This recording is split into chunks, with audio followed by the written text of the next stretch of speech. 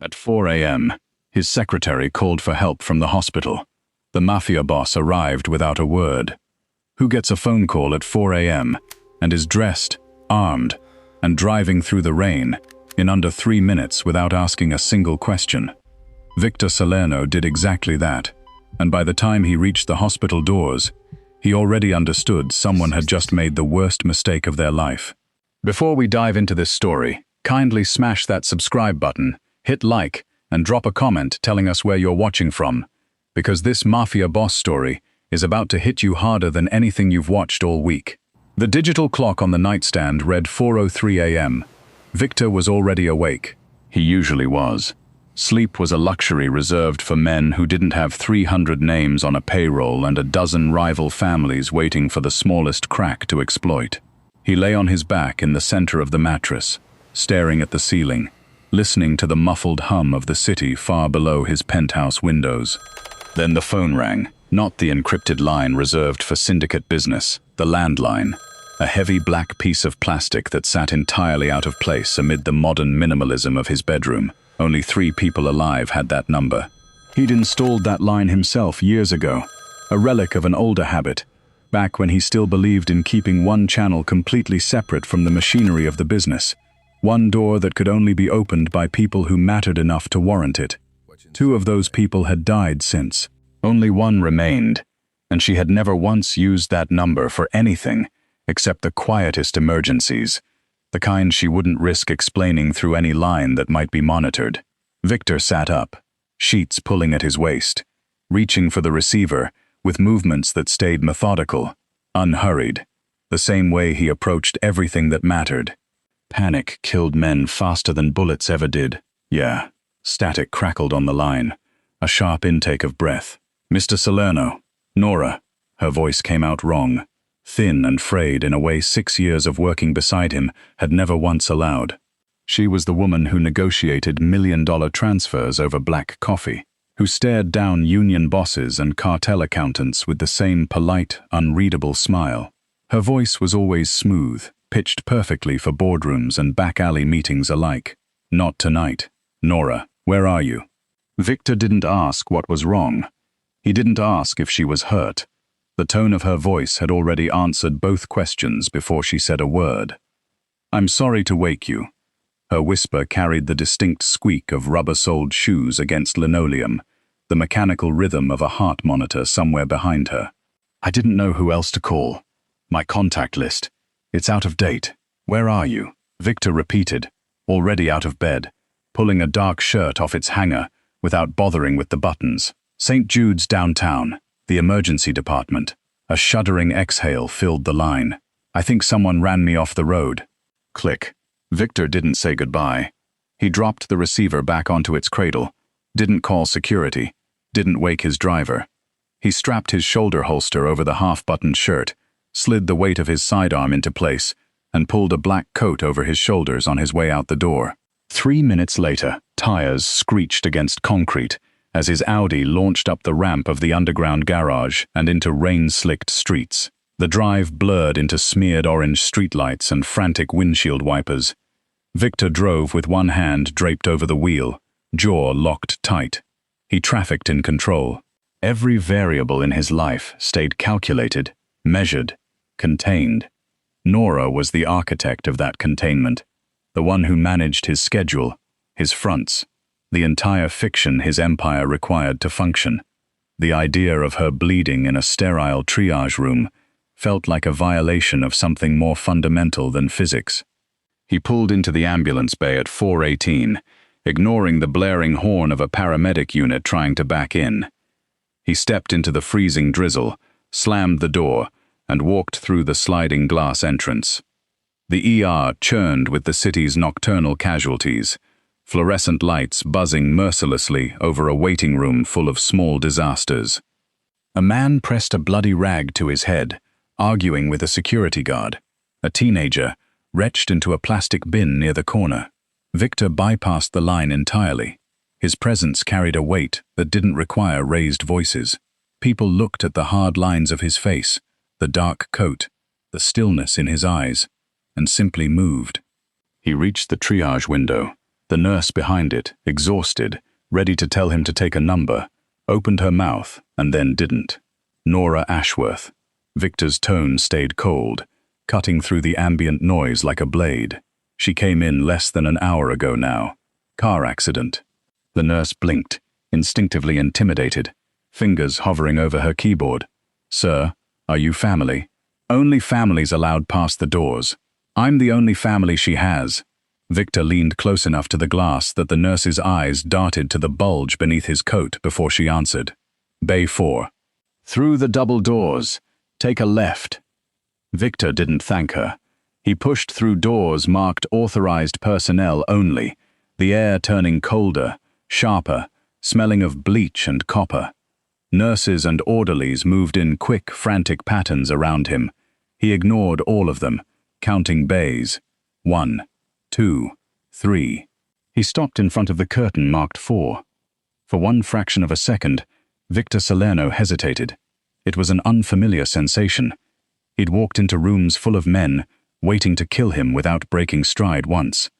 But pulling back this curtain meant confronting a reality he wasn't prepared for. He gripped the edge of the blue fabric and pulled it aside.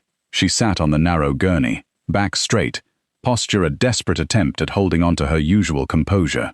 Her normally immaculate ash-blonde hair was matted with dirt and something darker. A jagged laceration crossed her temple, closed with butterfly stitches. Her tailored coat, the one she wore every day without a single wrinkle, sat torn at the shoulder, soaked through with muddy water and road grit. She held a plastic cup of ice water, knuckles white, hands trembling violently. When the curtain ripped back, she flinched, head snapping up, eyes wide and dilated in a way Victor had never once seen from her in 6 years. Then she saw him. The shift was barely perceptible. Terror dialing back, replaced instantly by the professional instinct she'd honed for half a decade. Mr. Salerno. Her voice came out raspy. She cleared her throat, wincing at the movement pulling against bruised skin. I apologize for the disturbance. It was unprofessional to call the private line. Victor stood at the entrance of the cubicle, the noise of the ER fading into a dull, meaningless hum behind him. He took in the blood at her temple, the bruising blooming across her collarbone where her shirt had been cut away, the desperate effort to hold herself together for his benefit. He stepped inside and let the curtain fall shut, sealing them off from the chaos beyond it. Stop! His voice came quiet. Nora blinked, gripping the plastic cup tighter. The quarterly reports are still in my briefcase. I think the paramedics left it in the wreck, but I can have a courier retrieve it by morning. Nora, look at me. His voice carried none of its usual order. He stepped closer, stopping just short of the gurney's edge, close enough now to smell the rain on her clothes beneath the antiseptic sting of the hospital. She looked up at him. The clinical mask she wore at the office was already cracking, fracturing straight down the middle. Who did it? Victor asked. I don't know, she whispered. The professional facade vanished entirely now, leaving only a terrified woman in a cold room.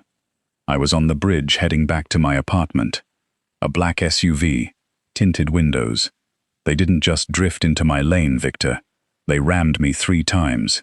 The third one sent my sedan through the guardrail. I ended up in the embankment. She'd used his first name. She hadn't done that once since the day he hired her. Victor didn't react outwardly. His face stayed carved from stone, but inside, a cold fury began crystallizing into something total and unshakable. This wasn't a random accident.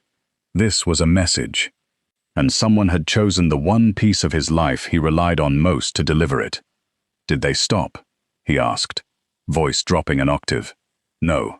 She shook her head, wincing again. They watched me go over. Then they drove away. I had to kick the window out to climb back up to the road. A trucker found me. Her eyes dropped to the ice water in her hands. A single tear broke free, tracing a clean line through the dirt on her cheek. She scrubbed it away angrily with the back of her hand. Someone ran me off the road, Victor.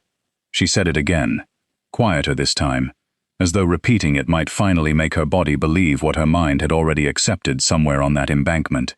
Her fingers tightened around the plastic cup until the thin material began to crack beneath the pressure, and Victor watched her fight the same battle he'd fought 1,000 times in boardrooms and back alleys, the battle to keep composure from splintering entirely apart in front of witnesses. Except tonight the only witness was him, and he found himself wishing, for reasons he didn't have time to examine, that she wouldn't feel the need to fight that battle at all. Not with him. Not after what she'd survived.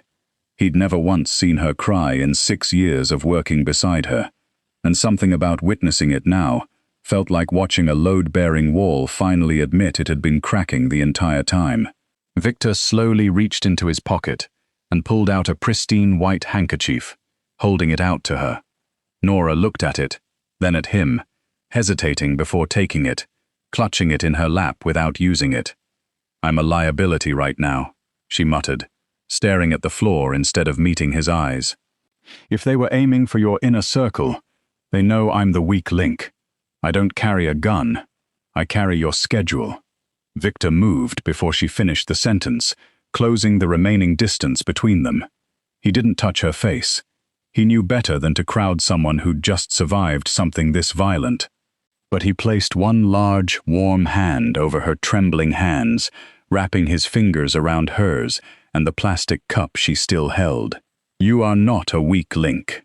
His eyes locked onto hers, every trace of cynicism gone from his voice entirely. "You are the center of gravity in my organization. You are the reason the whole thing doesn't spin off its axis." Nora stared at him, breath catching. The proximity of him, the heat radiating off his coat, the unblinking focus in his dark eyes. It overwhelmed something in her that 6 years of professional distance had never once tested this directly. He was a man who ordered cities to burn without raising his voice, and right now, every ounce of that terrifying focus centered entirely on keeping her grounded. "The doctor said I have a mild concussion."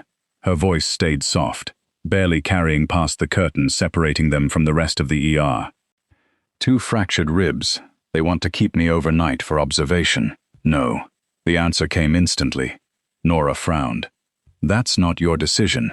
You aren't staying here." Victor released her hands, stepping back, already pulling out his phone. "This place is exposed. Anyone could walk through those front doors. You're coming with me." Nora's eyes widened. "Victor, I can't. That crosses a line. We have protocols." Victor stopped mid-motion, looking down at her, harsh hospital lighting casting sharp shadows across his jaw. "The second that SUV hit your car, the protocols burned. Whoever did this just made it personal. And when things get personal, I keep what's mine under my own roof." Getting her out of the emergency room required a signature on a waiver and a look from Victor that silenced the attending physician's protests entirely. Nora insisted she could walk. Victor didn't argue. He simply stood beside her as she slid off the gurney, and the moment her feet hit the linoleum, her knees buckled. He caught her elbow before gravity could claim her, grip entirely steady, an iron bracket locking her in place. "I've got you." The words carried no pity, only quiet certainty. They moved through the hospital in slow increments. Victor angled slightly ahead of her, blocking her from the chaotic rush of the triage center without hovering, without making a spectacle of her weakness. He simply moved at her pace, radiating a quiet authority that made the bustling medical staff part like water in front of them. The rain had turned to a freezing downpour by the time the sliding doors parted. Cold air hit Nora like a wall, making her gasp, the gasp pulling sharply at her fractured ribs. She doubled slightly, a sharp hiss escaping through her teeth. Victor didn't hesitate. He shrugged off his coat and draped it over her shoulders. It swallowed her frame, smelling of expensive wool, rain, and the faint distinct trace of gun oil, retaining his body heat like a makeshift fortress against the cold. He helped her into the passenger seat of his Audi without a word, closed the door, walked around the hood, and slid behind the wheel. The heater clicked on, blasting warm air into the damp cabin. The drive through the city stayed entirely silent, Nora leaning her head against the cool glass, watching neon lights streak past in blurred smears of color. The adrenaline keeping her upright since the crash had started evaporating, leaving bone-deep exhaustion in its place. Her head throbbed in time with her pulse, her chest burned with every breath. Yet sitting in the passenger seat of her boss's car, wearing his coat, she felt an irrational, overwhelming sense of safety she hadn't expected to feel again tonight. She looked at him from the corner of her eye. The dashboard lights cast harsh shadows across his face, his jaw clenched tight enough that a muscle ticked near his ear, his eyes locked on the road, scanning the rearview mirror every 10 seconds without fail. He wasn't just driving, he was actively securing their perimeter. "I ruined your car interior," she murmured. "It's leather. It wipes down." He glanced at her, then back to the road. "I missed the 4 a.m. check-in with the Dublin suppliers. I routed them to voicemail." Nora closed her eyes. "That's going to cost us leverage." The sharp edge in his voice made her open her eyes. He brought the car to a smooth halt at a red light and turned to look at her fully. "If you mention a supplier, a spreadsheet, or a boardroom right now, I am going to pull over and heavily medicate you myself. The business does not exist tonight." "Understood." Something in his tone left no room for negotiation at all. 10 minutes later, the Audi descended into the fortified underground garage of Victor's high-rise, past a manned security booth, a biometric scanner, and a heavy steel gate, before reaching the private elevator bank near his reserved space. Victor came around to her side, offering his hand. Nora took it, gripping his calloused fingers, leveraging herself out of the seat, while biting the inside of her cheek to keep from groaning at the movement. The elevator ride to the penthouse stayed swift and silent. When the doors slid open, they stepped directly into a foyer larger than her entire apartment, floor-to-ceiling windows offering a panoramic view of the dark, rain-soaked city below. She'd never crossed this threshold before, despite managing every detail of this residence from her desk for 6 years. It looked like a bunker with a view, entirely devoid of personal touches, dark leather and brushed steel, arranged with the precision of a man who trusted nothing left to chance. "Sit," Victor instructed, pointing toward the long leather sofa. Nora shuffled over and sank into the cushions, closing her eyes against the way the movement jarred her ribs. When she opened them, Victor stood in front of her, holding a glass of water and a small white pill. "What is that?" "From my private stock. The ER doctor gave you ibuprofen and told you to ice it. That's a joke for fractured ribs. Take it." She didn't argue. She placed the pill on her tongue and swallowed the water.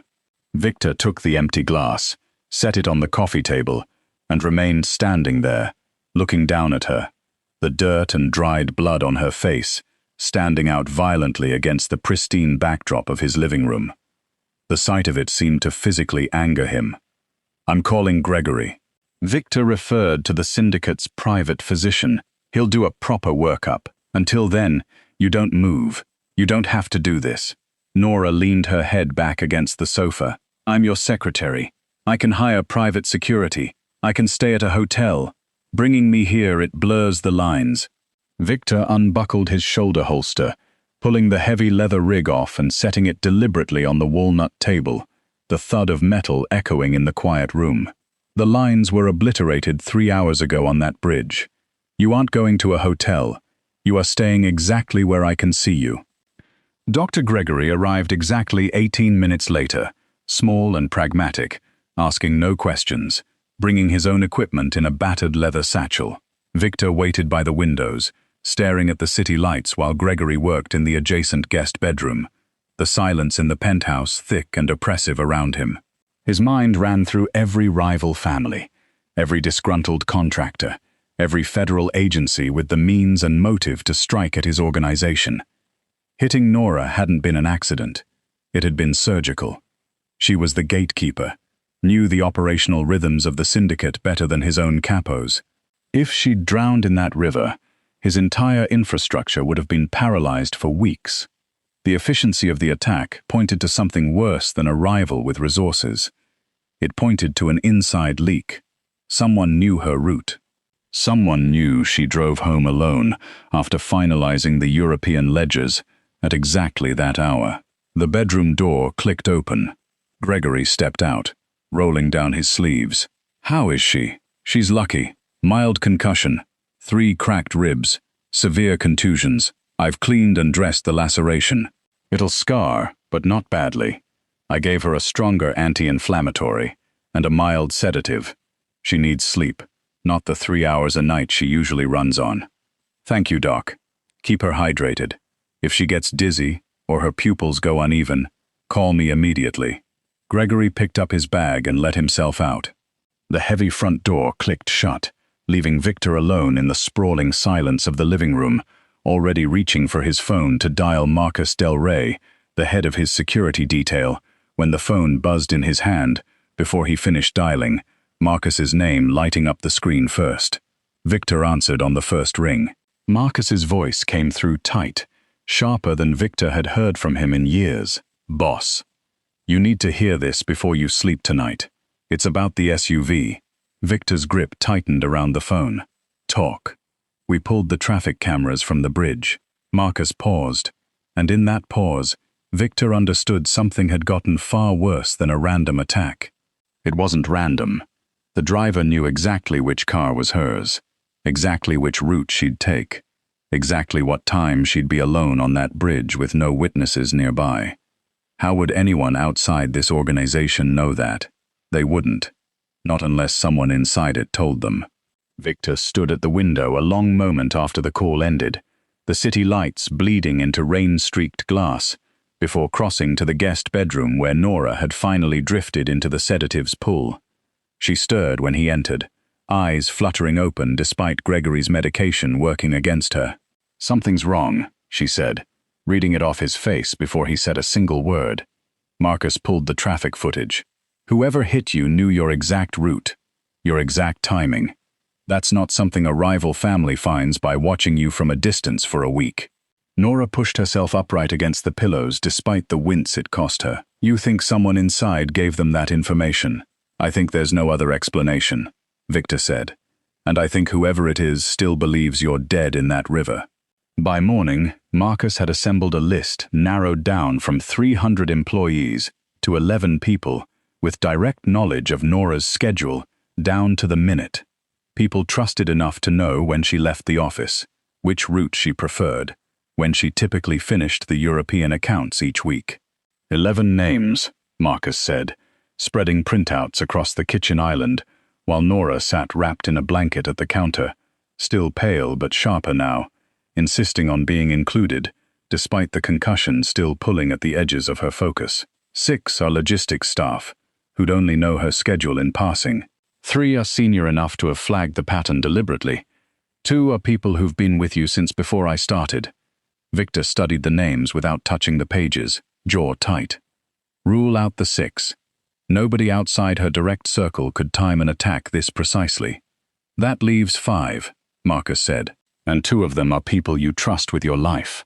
Nora reached for the printout despite Victor's hand moving instinctively to stop her, though he didn't actually stop her, watching instead as she scanned the 5 remaining names with the same focus she'd once applied to auditing supplier contracts for inconsistencies nobody else caught. Her breath caught on the 4th name. Wait, she said, pull up my calendar. 3 weeks ago, the Thursday before the Zurich transfer closed. Marcus's fingers moved fast across his laptop, pulling up archived scheduling data. What am I looking for? My usual route home got rerouted that week, Nora said, memory sharpening the way it always did when she focused on operational detail instead of trying to force recollection through emotion. Construction on the main bridge. I mentioned it in passing to exactly one person because they asked why I was running 15 minutes late for a call. Who asked? Nora's hand tightened around the edge of the blanket. Damon. Victor went very still. Damon Reyes, Marcus said slowly, cross-referencing the name against the printout in front of him. Senior Operations Manager. 5 years with the organization. He's the one who coordinates your movements whenever you're traveling for the European accounts. He asked about my route that week specifically, Nora said, and I told him without thinking twice about it, because it was Damon. Because he's helped me reroute deliveries 100 times before.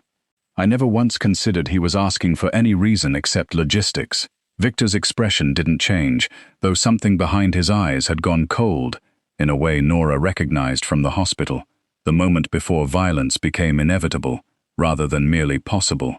He's the only person on this list who had a reason to ask that specific question that week, Marcus said. Everyone else already knew your general pattern.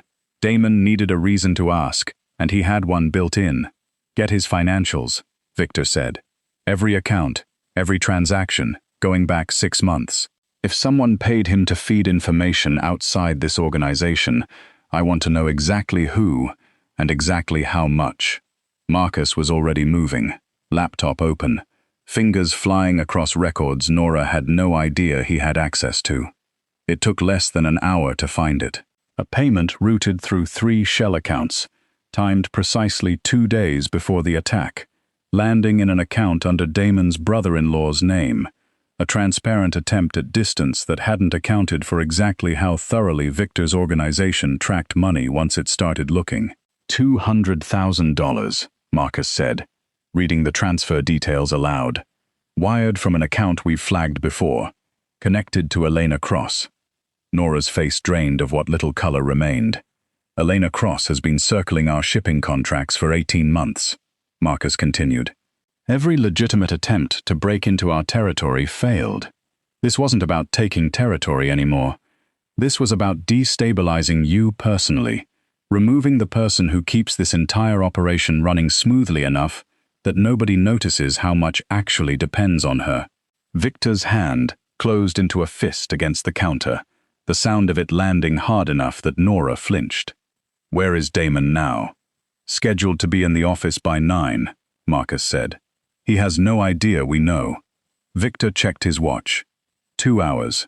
Nora watched him with a mixture of fear and something else entirely, something that had been building since the moment he carried her out of that hospital, understanding for the first time exactly how far this man was willing to go for her, and exactly how dangerous that devotion actually was. What are you going to do? She asked quietly. Victor met her gaze, and for a moment, the coldness in his expression softened just enough for her to see the man underneath it, the one who'd sat beside her hospital bed, refusing to leave, the one who'd called her the center of gravity, holding his entire world together. I'm going to make sure Elena Cross understands exactly what happens to anyone who touches what belongs to me, he said. And then I'm going to make sure Damon understands it too, in whatever order causes him the most time to regret his choices. Nora's stomach tightened, torn between the part of her that wanted justice for what had happened on that bridge and the part of her that understood exactly what kind of justice Victor Salerno delivered. Don't kill him, she said finally. Not yet. I want to know everything first. How long he's been feeding her information, what else she knows about this organization because of him. If you kill him before we understand the full scope of the damage, we're operating blind against someone who's clearly been planning this for months. Victor studied her for a long moment, something like respect crossing his features, despite the fury still simmering beneath his controlled exterior. You want to interrogate him yourself. I want to be in the room, Nora said. I earned that, considering I'm the one who nearly died because of what he sold. Marcus glanced between them, waiting for Victor's answer, with the particular stillness of a man who understood exactly how significant this moment actually was, watching his boss weigh the safety of a woman, still recovering from a concussion, against her explicit demand to face the person responsible. Fine, Victor said finally. But you sit behind me. You don't get close enough for him to reach you. Understood? Understood, Nora said, though the steel in her voice suggested she'd already decided exactly how close she intended to get, regardless of what Victor actually wanted. By 8:45, Victor's people had secured Damon Reyes the moment he stepped off the elevator into the executive floor, escorting him without incident into a conference room he'd walked into 1,000 times before, though today, the atmosphere waiting for him carried none of its usual routine. Damon's face went white the instant he saw Nora sitting in the corner, alive, bruised but breathing, watching him with an expression that told him everything about exactly how much trouble he'd just walked into. Nora, he started, voice cracking. I don't know what you think happened, but $200,000, Victor said, sliding the financial printout across the table with a precision that made Damon flinch. Wired from Elena Cross 3 days before someone ran Nora's car off a bridge. I'd choose my next words very carefully if I were you. Damon's mouth opened, then closed, the color draining further from his face as he understood exactly how thoroughly his 6 months of careful concealment had just collapsed in the space of a single morning. Damon talked for 40 minutes straight, the words tumbling out faster once he understood silence would only make things worse. She approached me 8 months ago, he said, hands shaking against the table. Small requests at first, shipping timelines, delivery windows, nothing that seemed dangerous. Then the money got bigger, and the questions got more specific, and by the time I understood what I'd actually gotten myself into, I didn't know how to stop. Victor listened without interrupting, arms crossed, expression carved from the same stone Nora had watched him wear in the hospital. She asked about my route that week, Nora said quietly from her corner. You knew exactly why she'd want that information. I told myself it was just logistics, Damon said. I told myself 100 times. But I knew. I think I always knew. Did she order you to have me followed? Damon's silence answered, before his words did. She said it needed to look like an accident, he finally admitted. She said if you disappeared cleanly enough, Victor would spend weeks reeling instead of retaliating. That the organization would be too distracted rebuilding to notice her people moving into your shipping lanes until it was already done. Victor's jaw tightened, calculation replacing fury in his expression, as the full shape of Elena Cross's plan settled into place. She wasn't just trying to hurt Nora, he said. She was trying to buy herself an opening, while we scrambled to cover the damage. By evening, Marcus's team had assembled everything they needed. Damon's full confession, recorded and notarized, financial records tracing every payment back through Elena Cross's shell, accounts to accounts she believed were untraceable. Communication logs Damon had foolishly kept, convinced he'd need proof of his own if she ever tried to cut him loose without payment. We have enough to end her operation completely, Marcus said, spreading the evidence across Victor's desk. Federal investigators have been building a separate case against cross-shipping for money laundering. This gives them everything they need to move immediately. And Damon? Nora asked. Victor's expression didn't soften. He betrayed this organization and nearly got you killed. He doesn't walk away from that with a severance package. I know, Nora said. I'm not asking you to forgive him. I'm asking what happens next. Federal custody, Victor said. He cooperates fully, testifies against Elena Cross, and in exchange, he serves considerably less time than he would otherwise. It's not mercy, it's leverage. His testimony is worth more to us alive and cooperating than dead and silent. Nora studied him a long moment, understanding the particular restraint that decision actually required from a man who'd spent the entire night calculating exactly how slowly he could make someone suffer for what they'd done to her. That's not the choice I expected you to make. It's not the choice I wanted to make, Victor said. But you asked me not to kill him before we understood the full scope of the damage. Turns out understanding the full scope means his testimony is worth more than his blood. Elena Cross was arrested 6 days later. Federal agents moving on her downtown offices with evidence thorough enough to guarantee a conviction that would keep her away from anyone she'd ever threatened for decades. Her operation collapsed entirely within the week, associates scrambling to distance themselves from a woman who'd just proven exactly how badly she'd underestimated the man she'd tried to destabilize. Damon Reyes pled guilty to conspiracy charges, his cooperation ensuring a sentence considerably shorter than the one Elena Cross now faced, though nowhere near short enough for Nora to feel much beyond a distant, exhausted relief when the news came through. 3 weeks after the phone call that started everything, Nora stood on the balcony outside the guest room that had become, without either of them fully acknowledging it, something closer to her own space within the penthouse. The city spread out beneath her, no longer blurred by rain, no longer viewed through the terrified haze of a woman uncertain whether she'd survive the night. Victor found her there, crossing the balcony without a word, coming to stand beside her at the railing. "You're supposed to be resting," he said.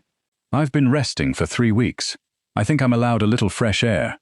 He didn't argue, though something in the set of his shoulders suggested he'd counted every day of her recovery, the way he counted every other variable in his life, unwilling to let a single detail slip past his attention. Gregory cleared you for light work tomorrow, he said. I already told him you'd ignore the light part entirely. You know me well, Nora said, a small smile tugging at the corner of her mouth for the first time in weeks. 6 years, Victor said. I know you better than I know most people I've worked with for 20. Nora turned to face him fully, the ring of bruising around her collarbone finally fading to something closer to a memory than a wound. I keep thinking about that phone call, she said. 4 in the morning, and I called your private line without even considering whether it was appropriate. I just knew you were the only person I trusted to actually come. You were right to trust that, Victor said. I know. That's what surprises me. 6 years of keeping everything professional, every line clearly drawn, and the moment it actually mattered, I didn't hesitate for a second. I called the one person I knew would show up without asking a single question first.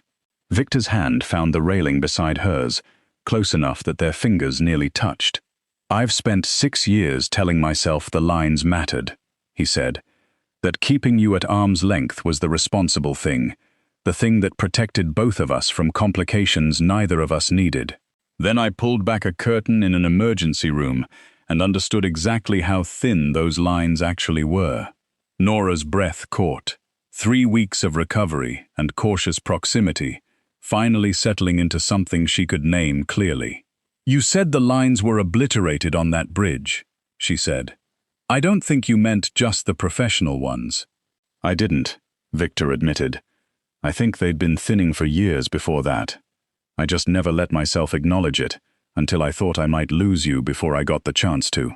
Nora reached for his hand, and this time neither of them pretended the gesture meant anything, except exactly what it was. I'm not asking you to change who you are, she said. I know what this life actually costs. I've managed the ledgers long enough to understand exactly what kind of danger comes with loving someone like you. I know, Victor said. I'm asking anyway. Not because you're the center of gravity keeping this organization intact. Because somewhere in the last 6 years, and especially in the last 3 weeks, you became the reason I actually want to keep standing at the center of it. Nora's chest tightened, the fear that had defined her since that bridge finally settling into something steadier than she'd felt in longer than she could remember. Then yes, she said. Whatever this actually is, whatever it costs. The kiss that followed carried none of the professional distance that had defined 6 years of careful boundaries. It carried everything neither of them had let themselves feel, until a black SUV and a phone call at 4 in the morning forced 6 years of restraint into the open air between them.